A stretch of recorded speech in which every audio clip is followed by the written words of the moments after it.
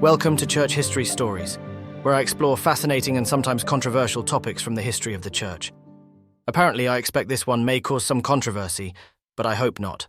I have, for my own use, produced a C.S. Lewis AI audio clone based off of his only professional recording to exist in full, The Four Loves. I recommend you listen to his original. A link to where his recording of The Four Loves can be purchased on Audible is below in the description. It is a treasure to the Christian Church. It still exists. For now, however, I hope you enjoy this. I present to you the first chapter of C.S. Lewis's underappreciated book, Miracles. If you enjoy apologetics and have never read Lewis's Miracles, I encourage you to do so. I will provide a link below as well. Let's begin. Those who wish to succeed must ask the right preliminary questions. Aristotle, Metaphysics 2:3-1. In all my life I have met only one person who claims to have seen a ghost. And the interesting thing about the story is that that person disbelieved in the immortal soul before she saw the ghost and still disbelieves after seeing it. She says that what she saw must have been an illusion or a trick of the nerves. And obviously she may be right. Seeing is not believing. For this reason, the question whether miracles occur can never be answered simply by experience. Every event which might claim to be a miracle is, in the last resort, something presented to our senses, something seen, heard, touched, smelled, or tasted. And our senses are not infallible. If anything extraordinary seems to have happened, we can always say that we have been the victims of an illusion. If we hold a philosophy which excludes the supernatural, this is what we always shall say. What we learn from experience depends on the kind of philosophy we bring to experience. It is therefore useless to appeal to experience before we have settled as well as we can the philosophical question. If immediate experience cannot prove or disprove the miraculous, still less can history do so.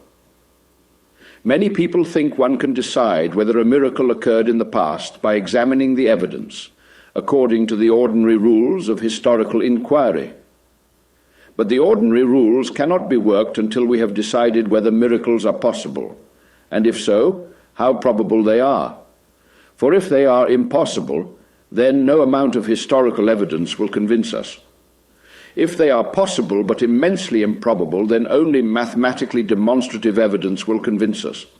And since history never provides that degree of evidence for any event, history can never convince us that a miracle occurred. If, on the other hand, miracles are not intrinsically improbable, then the existing evidence will be sufficient to convince us that quite a number of miracles have occurred. The result of our historical inquiries thus depends on the philosophical views which we have been holding before we even began to look at the evidence. This philosophical question must therefore come first.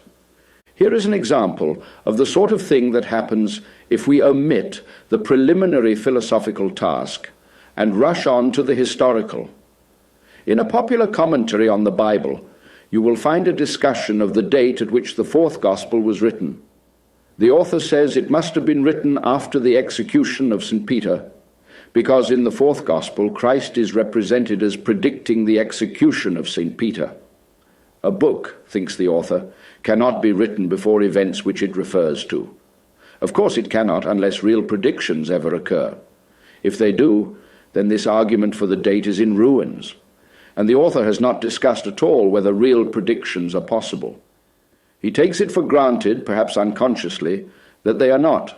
Perhaps he is right, but if he is, he has not discovered this principle by historical inquiry. He has brought his disbelief in predictions to his historical work, so to speak, ready-made.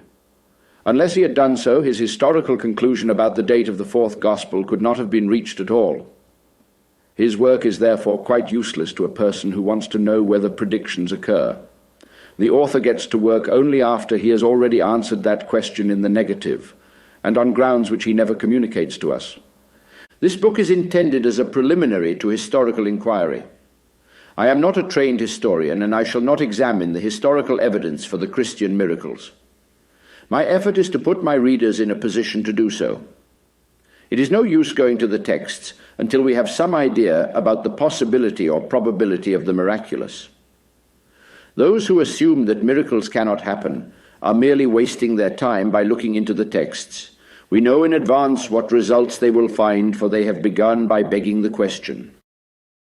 I hope this is taken for what it is meant, an exploration into the current state of AI and how it can be used affectionately to bring a new life to our lost authors. Let me know what you think in the comments.